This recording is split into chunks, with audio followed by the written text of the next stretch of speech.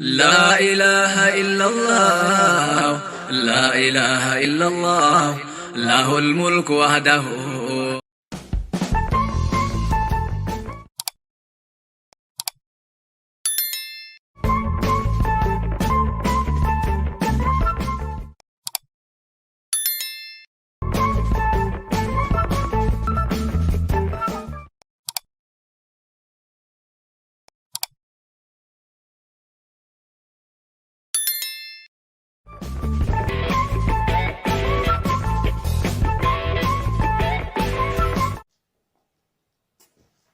السلام عليكم ورحمة الله وبركاته. الشمع المرء أكم جفتا فيا كيسني كم بيا كيسا كم بيا لا نجني بوكن كماجا أدو مسنجر تاني غارا أقابل ووهي هندجة بكسنجر تاني زنبرنا أفاقو أكم جفتا فيا لا أني نجا كوتي الحمد لله بقزرات تاني سنون دي كيسون أكن نجا كوتن أبدين كاو إيجا ماري هران تنا استديو بيكوت هرجمين زرا هنگا تمرا كوبي كينيت wajjin turaaf feerraa kenna akkasuma warroonni chaanaala kanaaf haarawaa taatan like share comment subscribe gochuudhaan wal cinaa dhaabadhaan waan jedhee obbolummaati. Itti aansuudhaan hiikuu obboleettiitiin jaalatamtuu fi kabajamtuu kan taate intala Oromoo sabboontitti baga gammaddeen siin jechuu barbaada. Dursitee osoo ani baga gammaddeen jedhin gaaffii naa dhiyeessite ayya walirratti qabeetuman deebii keetillee gammachuu keetillee waan natti dhagahame ibsachuun barbaada jechuu barbaada. Duraan dursee hiikuu baga rabbiin bu'aa bahii hunda keessa si baasee cinqaa kiroomii keessaa ol si baasee gubbaa kanaan si ga'e yookaan bakkitee seera yuutuubii guutuu bira baga siin gahee gammachuun kun kan dhuma hin qabne kan yoomillee si biraa namni siif haa ta'u siin jedha obboleettii keenya yeroo kam waan gaarii akka hojjettee uummata kee tajaajiltee uummanni keellee waan baay'ee irraa baratu abdii guutuun qabaa baga gammadde baga gammaddee siin jedha ammallee irra deebi'ee garuu hanga yoonatti turuu kiyyaaf naaf koltii siin jechuu barbaada. Hordoftoonni hiikuu akkasuma jaalatamtoonni fi kabajamtoonni jechuudha ilmaan Oromoo yeroo namni tokko viidiyoo dalagu jalqaba irratti mana kaasifan qaba waan kana. Namni yeroo viidiyoo tokko dalagee gadi dhiisu kan gaaffii namaaf dhiyeessee namni sun gaaffii san deebisuu fi callisanii xiyyeeffannoon keessan koomentii qofa ta'uu hin qabu. Namtichi sun maal jedha wanti gaafate sun waan bu'aa qabu moo waan bu'aa hin qabne. Wanta keessaa barannu qabna moo waan keessaan baranne waan keessaa fudhannu qabna moo waan keessaan fudhanne qaba waan jedhu xiinxaluun barbaachisaadha. Waa malee waan kana qabu namoonni hedduu yeroo baay'ee yeroo namni viidiyoo gadi dhiisu koomentii barreessuu irratti xiyyeeffataniiti gaafa koomentii kaayan eega viidiyoon sun xumurame koomentii barreessan jabaadhu jecha jedhu qofa barreessanii kan deeman hedduutu jira. Kanaafuu yoommoo maalummaa isaa kan qaama qalbiin harkaan barreessan illee ni yoo nama dubbatan bira kakaan taate koomentii irratti wanni barreessanii dhabanii jechuudha. Kanaafuu naaf kolchaa yoo dogoggore. Osuma barreessitanu xiyyeeffannoo keessan gara namticha haasa'u yookaan namticha gaaffii deebii kennu san gara sitti haa ta'u isiniin jala hanga xumura qophii keenyatti wajjin turan affeerraa kiyyaamullee gamanumaan gara gaaffii isiitti ba'a. Maal jedhaa biiftuun eenyu gaaffii tokkoffaa biiftuun eenyu mee nu barsiisi eessatti dhalattee eessatti guddattee? Ani biiftuu yookaan fariyaa yookaan seenaa miidiyaati. Namoonni hin beekne hin jirtan jedhee yaadu yoo qacaraa akka jiraatan taate biiftuu fariyaa seenaa miidiyaa maqaan kiyya dhaloota yookaan immoo maatiin kiyya ittiin beekan hawaasni iddoon itti dhalatte ittiin beekan immoo Aasiyaan jedhama. Kaniin dhaladhe godina Baalee Dhihaatitti. Baalee Dhihaa gaafa hin jedhu Baaleen bakka lamatti kan qoodame yeroo kamuu kana eega Abiyyaa Midaangoo qabatee jechuudha. Malee san dura godina Baalee jedhama guutumaan guutuutti amma garuu godina Baalee Bahaatti fi godina Baalee Dhihaati. Godina Baalee Bahaa jechuun Ginniiri godinni isaa Ginniiri Baalee Dhihaa jechuun immoo Roobee jechuudha magaalaa Roobee. Kanaafii walumaa galatti ani godina Baalee Dhihaatittiin dhaladhe kaniin guddadhellee achuma godina Baalee Dhihaatitti aanaa Gaasaraa ganda Itaalii yookaan Itayoo Dafaraa jedhamtiin dhaladhe achumattiin guddadhe garuu gidduu keessa akkootii birallee deeman ture. Intala akkoon guddiftettanii akkanatti kolfine malee ani hoomaa bakka jedhamu haatiitii bakka isheen dhalatte hoomaa amiikoo yookaan hoomaa biiftuu bakka jedhamu achittillee gimmaasha achittiin guddadhe gimmaasha Itayoottiin guddadhe jechuun barbaada. Gaafiin ammaffaa biiftuun amalli kee yeroo hundaan ni kolfita amala jijjiirachuu hoo hin beektu. Biiftuu yeroo baay'ee ni kolfiti amala ofii hoo jijjiirachuu hin beektu yookaan aaruu faata jechuu barbaadeetti fakkaata. Ani yeroo kamuu nan taphadha asirratti onlaayinii qofa osoo hin ta'in maatii kiyya keessa yeroo maatii kiyya bira jiru biyya yeroo hawaasa kiyya keessa jiru niin taphadhanii kolfa yeroo baay'ee maal jedhanii maatii keenya warroonni ollaa keenya jechuudha isin televezyiina diishiin dalagu manaa qabdanii nuyi malee kan wata kaayyuu hin qabne kadabbaramaa ooluu jedhanii maaliif ani kolfaa bakka hubatti xiqqishu tanafaa walitti fidee kolfee taphadha maatiin keenya guutuun osoo kolfan hirreenni qabee fudhadhee eeganaarraa fanamu jechuudha osuma kolfee taphadha. Kanaaf akkas jedhanii ofii mabraatiin hin jiru diishiin jiraachuu miti anuma televezyiina diishii godhanii jechuudha. Isin televezyiina diishii manaa qabdanii jedhanii. Kanaafiyyuu ani yeroo kamuu kaniin kolfee taphadhuu fi uumamaan naa kenname malee guyyaa keessa waan an horadhe illee miti. Garuu amala jijjiirachuu dandeettaa hin dandeettu kana jette yeroon aaruu qaba. Yoo namni karaan taa'ee natu waan an hin jenne namni jettee waan jiru aaruullee keessan deemu akkuma kolfu kanaan aaree bu'a yookaan nama sanii walitti buufiin deemaa jechuudha. Isa kana gaaffii lammaffaa. Gaaffii sadaffaa biiftuun nama bultii qabu moo gana dingilii jedhan sanii? Gaaffii ajaa'ibaadha. Biiftuun nama bultii qabu moo dingilii jedhan sanii? Ani bultii hin qabu, bultii hin ijaarranne dingilii jedhan sanii sanaan jetteef immootu sansimaaf hin dhiisa garuu margullee danda'an beekamu meebii. Kanaafuu akkasii ani bultii hin qabu, bultii hin ijaarranne armadoo. Gaaffii afuraffaa sadarkaan barnoota keetii maali? Sadarkaan barnoota kiyyaa sadarkaa lammaffaadha. Kutaa kudhan maatiriikii fudhadheetuma gaduma dhiisee jechuudha. Nan dhiise san booda barumsa barachuuf ittillee naan jenne dirqamatu akkan dhiisu na godhe garuu jaalala barumsaa hedduu takkan qaba. Har'aan tanallee nama baratu hedduu takkan jajjabeessaa hedduun jaaladha. Maaliif barumsi namni baratee barumsa dandeettii barumsaa qabu dandeettii waa barachuu waa hojjechuu qabu carraa bal'aa qaba. Kanaafiyyuu wanti immoo barachuu na dhorgi maa inni yoo jettanii yeroo sanitti nama mana barumsaa kolleejjiidha wanna yuunivarsiitiin hanga qabxiin kiyya kolleejjiidha kolleejjii san immoo nama achi keessaa qabu fi nama mallaqa qabutu seenaa ani immoo yeroo sanitti nama achi keessaan qabu mallaqa siin qabu kanaafuu isuma kanaaf hin qaxxaamuree malee barumsa hedduu takkan jaaladha. Gaaffii shanaffaa biyya ormaa akka dhuftuuf maaltu si kakaase? Biyya ormaa akka dhufu wanti na kakaase tokkoffaa maatiin kiyya maatii harka qalleessaati. Kaniin itti dhaladhe baadiyyaatti maatiin kiyya maatii dhalataa baadiyyaatti isaanillee abbaan haadha kiyyaas qabeenya qaba abbaan abbaa kiyyaas qabeenya qaba abbaan haadha kiyyaallee qabeenya qaba abbaan abbaa kiyyaallee qabeenya qaba garuu qabeenya isaanii sun maatii kiyyaaf tokko gochuu hin dandeenye maaliif lafa hedduu qabna hektaara hedduu qabna garuu nama lafa san namni qotee irraa oomisha gaarii galchuu hin jiru. Walumaa galatti ani kaniin biyyarraa bahuuf jalqaba karoorfadhe marraa shanaffaattiin bahee seenaan wannaa kana mana booneeshoo jalaa dhaqanii dhageeffachuu dandeetta. Mudannoo paaspoortii kan jedhurra jalqaba gaafan eegalu carraa afur fiizaan kee deebi'ee yeroo afur gubatee shanaffaatti dirqamni haala nageenya biyyaatiin kanan biyyarraa bahe kanaadha. San dura garuu fedhiidhaan gaafan biyyarraa bahuuf deemu wanti na kakaase maatii kiyyallee jijjiireen ofillee jijjiiraaf biyya keessa teennee gaafa suuqii tokko bananna jennu gibirri mootummaa nu gaafatanii fi manjaaf qaalii nu isaan baafannu akkasuma manni kiraa nu fudhannee irratti daleenyu suni gatiin isaa baay'ee ol ta'aadha. Bu'aan argannurra kisaaraan kasaaru santu caala. Kan nu baafnee argachuuf deemu sanirra kan nu jara fayyadnutu caala. Sanii mannaa biyya hambaa deemee dalagee ofillee jijjiiree maatii kiyyallee jijjiira yaada jedhutu sammuu kiyya keessa dhufe.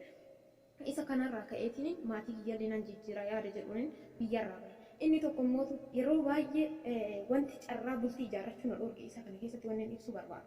Bultii ijaarrachuu kana dhorge maa inni yeroo baay'ee namoonni na gaafataa turan namoota anaan waliin madaalle gaafa isin jedhu namoota qabeenya qabanidha. Ani garuu intala qotee bulaati intala harka qalleessaati gaafa namticha qabeenya qabutti heerume boru ganama immoo qabeenya sanii bakka kanaatis baasee maatiin kee kanaa jedhee na arraabsa jedhee waan yaaduufin isa kanaafin bultii ijaarrachuu dide. Inni lammataa mootu hanga maatii kiyya rakkoo keessaa baasee bakka tokko isaan gahutti yoo kan heerumuu taate maazarii kiyya yookaan soogidda yookaan sukkaara yookaan mootu waan bunaa faan kennuufi danda'a malee waan akka mana ijaaruu fi horii bituu fi waan adda addaa gochuu hin danda'u gaafa bultii keessa seenee waan dhuunfaa kiyyaata yaada waan jedhee yaaduuf akkasuma waa'ee ilmaan kiyyaata yaada waan ta'eef maatii kiyyaa homaayyuu gochuu hin danda'u yaada jedhu sammuu kiyya keessa ture isa kanaafin bultii ijaarrachuullee kan hin dhabee gara biyya hambaatitti deemuu murteesse jechuudha. Garuu carraa sanirratti fayyadamee carraan afranuun maamil kooyyee fiizaan afranuun gubatee icciitii isaa akkamitti akka gubatee maal ta'ee akka gubatee keessa isinii deeme baay'ee daqiiqaa dheeraa fudhata waan ta'eef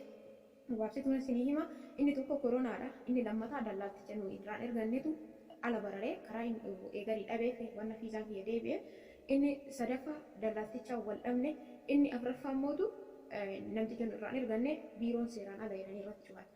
Isuma kanadha shanaffaa ammoo kanan amma dhufe kana dirqamatu na fide fedhii miti. Abbaan kiyya godhee maatii kiyya bira gara tokko hin deemu maatii kiyya akka gabaree akka qotee bulaatiitti akka haadhaa akka abbaa akka obboleessatti namni maatii kiyya horatu ana namni qotee qonnallee midhaan oomishee galchullee ana gaafa rabbi jedhee oromiyaatti na deebise qoteen isin agarsiisa facaaseen isin agarsiisa. Kanaafuu maatii kiyya biraa gara tokko hin deemu harmeen kiyya rabbii gaditti namni siin abdatu obboleeyyan kee namni siin isaan abdatan ana waan ta'eef hin deemu jedhee murteessee ture garuu dirqamni jireenyaa gaafa haceen keenya wareegamu waajjiroota garagaraatti gubatee ganda keenya keessatti hedduutu gubatee ani yeroo sani liigii dargaggoo kan itti gaafatamtu qeerroo fi qarreeti sababa sanirraa isiitu gurmeessee waan kana hojjete naan jedhanii yeroon laficha wayita walgahii irratti gaafii garagaraa waa'ee jawaar fa'aarraa maaliif akkan godhamu jawaaritti maaliif qaba jawaar jedhee waan inni dubbachaa ture isii torba keessaa qaba waan kana jedhanii karaa sanirraa kanaan hin taane maqaa keenya haalanii maqaan aanaa galee achirraan dirqamni sinii jirmaatii kiyyaan adda bahu kanaafiyyuu isa kanaadha sababni biyyarraa bahuunii yookaan akkam biyya bahuun sababa ta'e jechuudha.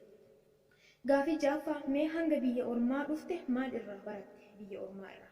Biyya ormaa irraa wanni baradhe haati hambaa akka yoomillee akkasuma haadha ofiitii walii hin qixxaanne.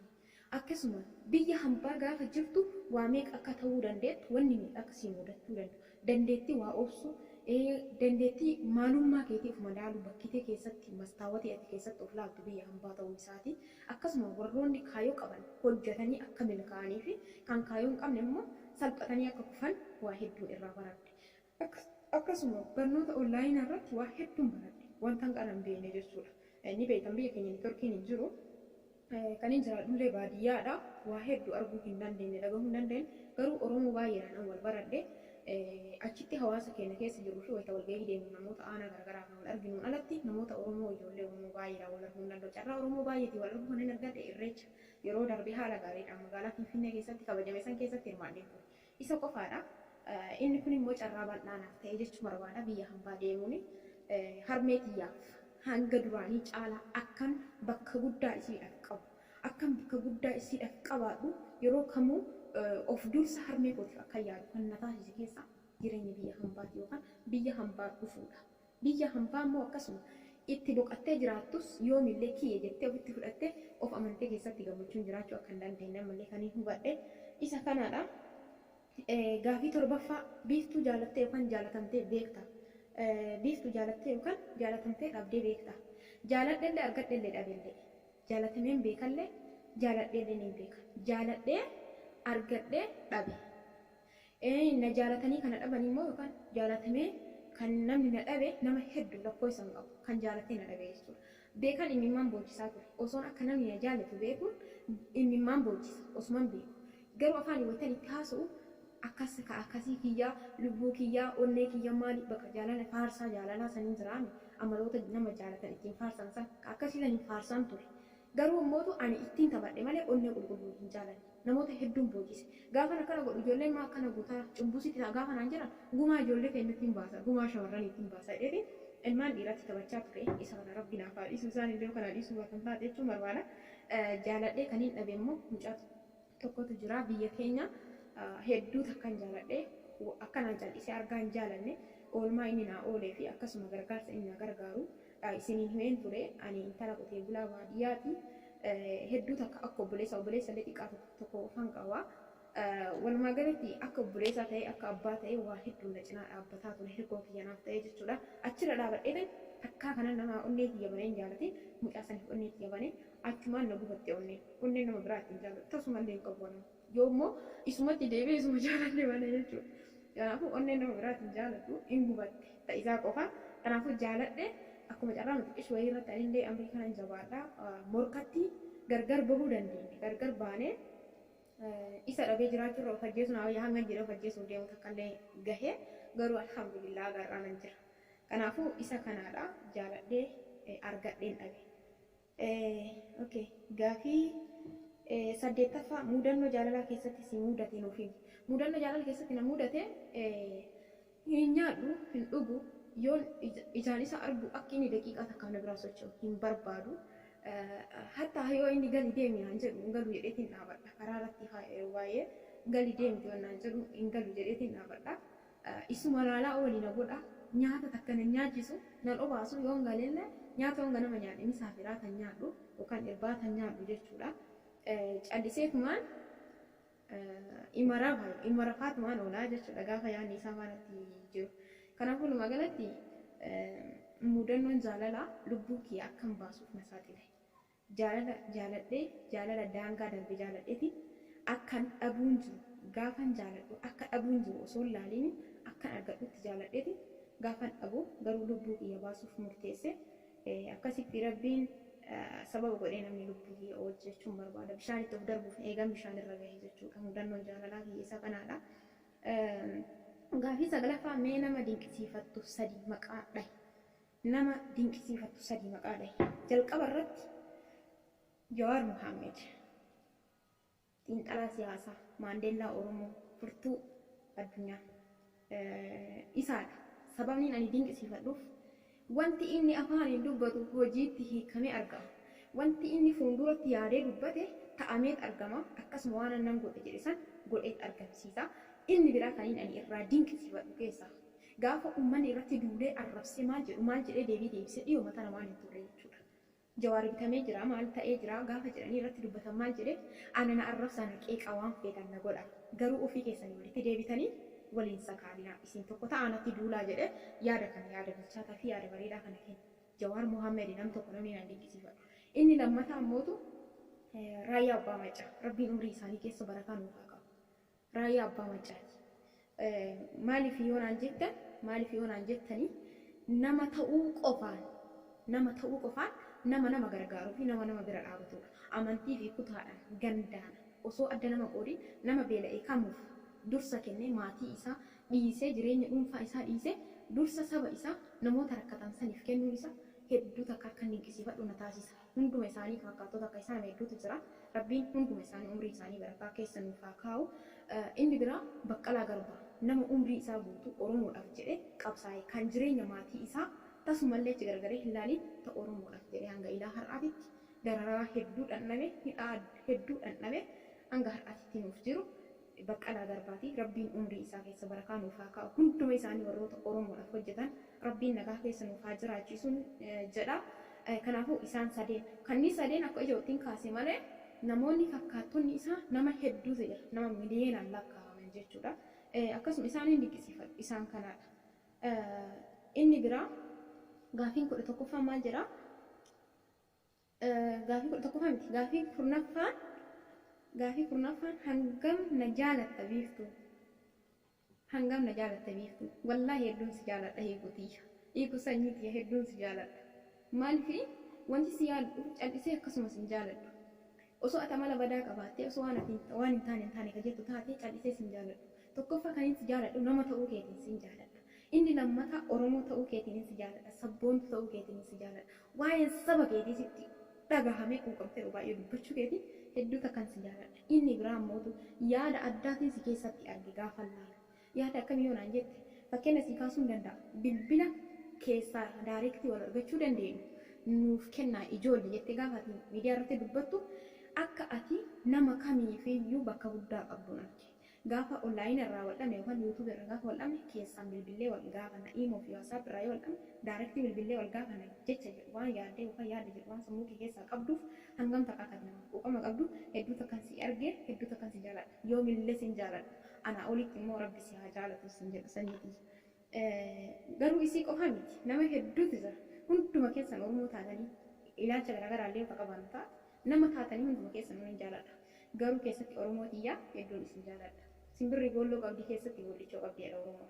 Kanaafiyyuu Oromoo osuma nama hundaa jaaladhu akka namaatti Oromoo xiyya immoo hedduu takkan isin jaaladha jechuun barbaada. Okay, gaafii 11ffaan maal jedhaa? Dirqama namni biraa si hin fuudhu bakkalcha TV malee jedhee osoo namni irratti walii galee akkam gootaa jedha. Subhaanallah. Ani bakkalcha TV'tti heerumuu abadan hin danda'u. Abadan hin heerumu. Osoo abbaan fedhe narratti murteesse du'an filadha. Immoo bakkalcha TV'tti heerumuu si wayyamu. Cal'iftee maatii kee yookaan harmee kee wajjin jiraachuu si wayyaa osoo naan jedhan wallaahi harmee kee wajjin jiraachuu filadha. Maaliif yoo naan jettan bakkalcha TV jechuun nama irraa gadi aanaadha. Bakkalcha TV jechuun nama rabbiin ani rabbiin eegee hin arraabu jedhee irraa subhaanallah. Rabbiin musiibaan jirre isatti haa buusu. Nama rabbiin xiqqeesse nama ulamaa arrabsu ustaaza raayyaa abbaa macaa arrabsu Sheek Jamaaliin arrabsu ani kanaani tasuma afaan kiyyaan waamuni baay'ee natti ulfaata. Kanaafiyyuu tasuma bakka jatiifi garagaleetu ijaanuu hin laalu jechuun barbaada. Ijaan hin laalu gaafa isin hin jedhu amma laalaan jirtu yookaan viidiyoo isaa dhaggeeffataan jirtu jechuu dandeetta. Laalaan jira dhaggeeffataan jira garuu isatti heerumuuf akka namni hin lalu. Kanaafuu isaa manna maseenee yookaan osoo ilma argatiin akkana qabriitti galuun filadha. Rabbiin natti hin xiinxaliin waan kana. Rabbiin morkataa fakkaataadhaan waan akkana gaafii kana nan gaafan argaa hin caccabdu. Kan itti aanu yaada dhaamsa dhuunfaa ta'e kan waliigalaa akka Oromootitti kan dhaamsa qabdu jira jettee gaafii dhumaa xumurinaan jette. Hayyee akka Oromootitti akka ijoollee guutuu wannaa kanaatitti sooshaal miidiyaa irratti wal beenyutti kan nan beekne kan boodan arguu jirtanillee kan inni isin dhaamu yoo jiraate irra waliin sobina ilma namaa tokko afaan isaatiin hin madaalin maalummaa isaa kan ittiin madaalan waa baay'ee jira. Ani kana amma nama madaaluu dandeettan waan an kolfee ta'u nama kolfee ta'u jechan keessa kiyya garuu nan beekan anaa fi rabbitu beeka keessa kiyyan gaafan beeka jedhu yaada kiyyan beeka malee maaltu keessa kiyya jira kan jedhu immoo hin beeku. Yaada kiyyan qofan beeka jechuudha. Garuu keessa kiyya waan jiru rabbi qofatu beeka. Kanaafiyyuu ani wanni kana kaasif maa inni waliin fakkaatina. Amma fakkeenyaaf yoo ani hiikuun rakkoo akkanaa hiikuuti rakkoo akkanaa qabdanii harri hiikuu irraa dubbadhe namni biraa dhuftee akkana godhati. Maaliif akkas jettaan hiikuun nama akkasiiti hiikuun nama gaarii. Duula akkanaa dhaaba. Ana malee wanni jala sirrii seetti. Duula akkanaa dhaaba. Yoo dandeette hiikuu ati sirrii miti bakka kanatti sirreeffatu. Beeftu yookaan seenaa atillee bakka kanaatitti waan akkanaa hin jedhini suuta jedhaa wal gorfadha jedhi gidduu lamaan deemi malee dhuftee yoo ati hiikuu irratti kaduuntu taate haga haftee namni sun sitti bibbaa yookaan immoo haga haftee aariidhaan miira keessa galee wanta adda addaa dubbachuudha. Anaan maakasii keessaa nama tokkodha. Waan na mudate irraa waan kana kaasaa ana qofaa miti nama hedduu mudate. Namni wayii waa jedhee nama saniinan waan akkanaan godhin akkana sirriin jedhee barreessan. Gaafa nama sanii barreessu namni biraa gara nama sanii godhetti eebelu nama gaariidha eebelu nama akkasiiti. Duula akkanaa kana wanni na aarsu. Maalummaa namaa keessan beeku cal'iftanii miidiyaa irratti nama argitanii qofa goban deemina. Haqa jirtu irratti gadi dhaabadha. Fakkeenyaaf ilmi Oromoo tokko yoo waa balleesse ilmi Amaara tokko dhufee Oromoo ati mucaamaa kana balleesse yoo jedhee mucaa Oromoo kanatti dubbate badiin ilma Oromoo sun dhugaan badiidha taanaan badiin kee kana maa balleessite jedhii itti himi sirreessi jedhiin malee haguma saba yookaan dhiiga kee ta'e sanii fi itti achiin duubiin ka Amaaraa sanitti. Isa kanadha dhaamsi wanta akkaanii itti dhagahamu. Ani immoo akka dhuunfaa kiyyaatti wanni akkanaa kun hanga haftee akka nama san arrabsuu miti sun qaamaan argeen kaan inni haadhuma godha. Dhugaan isinitti hima namoonni akkanaa kanatti aaran hedduutu jiraachuu danda'a. Kanaafuu duula akkasii dhaaba. Nama tokko jaaladhu kabaji. Garuu goba deemtee irra goltee wantoota tokko dubbachuun hin barbaachisu. Dandeettu keessaan itti dhaqeetii amala kan sirreeffadhu. Dadhabdu miidiyaa irratti ol bahe waan akkana hin godhini kun sirriin fi isinirraan eegamu waliigalaa jedhii dubbadhu. Yoo kana hundumaa kan dadhabde taate afaan keetiitti ziippii godhadhu tokko shannee irratti godhadhu us jedhii taa'i jechuun barbaada. Kanaafuu walirratti hin duulina. Nama tokko fakkaatanii gara tokko. Fakkeenyaaf ijoollee Arsii yoo taate ani ijoollee Arsii wayiiti namni yoo ani yoo wal lole ijoolleen Arsii gara intala Arsii godhee narratti duuluu hin qabu. Mucaa baalee tokko yoo ani kan wal lolu yookaan mucattii baalee tokko yoo kanneen wal lolu taate gara mucaa baalee san godhanii natti as duuluu hin qaban. Kanaafuu akkasitti na hubadhaa jechuun barbaada. Isa kana sirreeffadha. Ammootu wanta wal gargaarraa akkas walii goona wajjin jirraa maalii walii goona afaan qofaa waliin sobina. Namoonni hedduu warri sooshaal miidiyaa kanarratti gubbaa kanatti wal beeknu keessatti gaafa deebinee isin arginu namoota summii hedduutu jira. Kanaafuu namni tokko gaafa namatti dhiyaatu gaafa asirratti onlaayina kanaan wal bartu keessa keetii gubbaa keetillee qulqulleessi namaan wal baradhu yookaan summii garaatti baatanii waliin hin deemina. Isin jechuun barbaada. Waa kana wanni dubbadhuuf waan adda waan dhaquu nagarraa hin ka'eeti. Ammoo namni tokko gaafa namni itti kabaju gaafa namni itti jaalatu waan gaarii gaafa hojjetu gaddeetee xiqqisuu dalagee akka namni si salphisu akka namni gadi xiqqeessee si ilaalu hin godhin. Abbaatu of kabaja abbaa kabaju ofirraa fuudha. Akkamitti yoo kanaan jettan taate ani kun har'a ol ka'e waan gaarii waan babbareedaa waan dubbadhe borummoo gadi bahee daansii yoo roobee tiktook irratti gabbee inni kun salphina irraa boodati. Amma fakkeenyaaf ani gadi bahee yoonan har'aan tanaan namni gaariin ebaluu waan akkana hojjechuu qabna. Nuti Oromoon tokko ta'uu qabna akkas godhuu qabna jedhee gaafan dubbadhu yoonan achi garagalee mucaa Oromoo tokko yookaan mucattii Oromoo takkaan siin jaaladha yookaan akkana naa ta'e siin jedhee kun xiqqeen irraa boodati. Kanaafuu waan qallannuuf waan dubbannullee of madaalchisaa waan jennullee of madaalchisaa itti yaadnee haa dubbannu. Kabajanuuf malu osoo argannu kabajanuuf hin malle immoo akkan arganne salphina nuyi hin malle akkan arganne jechuun barbaada. Yoon dogongoree jiraadhe naaf kolcha ani lama nan dogongora. Kanaafuu hedduun isin jaaladha hedduun isin kabaja. Nama meeqatu laayikii godhame of laala hundi keessanuu nagaa naaf turaa hedduun isin jaaladha hedduun isin kabaja. Hanga yeroo biraa deebinee wal agarrutti nagaa naaf turaa yaada keessan qeeqa gaaffii yoo qabaattan saanduqa koomentii jalatti barreessa. Yeroo makkamuu koomentii abbaa fedhe viidiyoon dalage jala deemee ilaala waan namni barreessu an akka dhuunfaa kiyyaati. Takka takkaanatti himuu danda'a nama koomentii viidiyoo namaa jala viidiyoo nama hojjedhe jala deemeetiin kaa'e jechuudha. Kanaafuu waan barbaadan gaafadhaa barreessa yaada keessanillee kaayadha yoo dogongora kana qabdaaf wayyeessinaan jira. Haqaafi isiniin jedhaa yeroo haqaafi miti. Yoo nan badii qabaadhe badii qabdaan anarratti barreessa. Anatu isiniin jedhaa jira waan ta'eef. Kanaafuu nagaa naa tura baay'ee baay'ee hedduun isin jaalladha.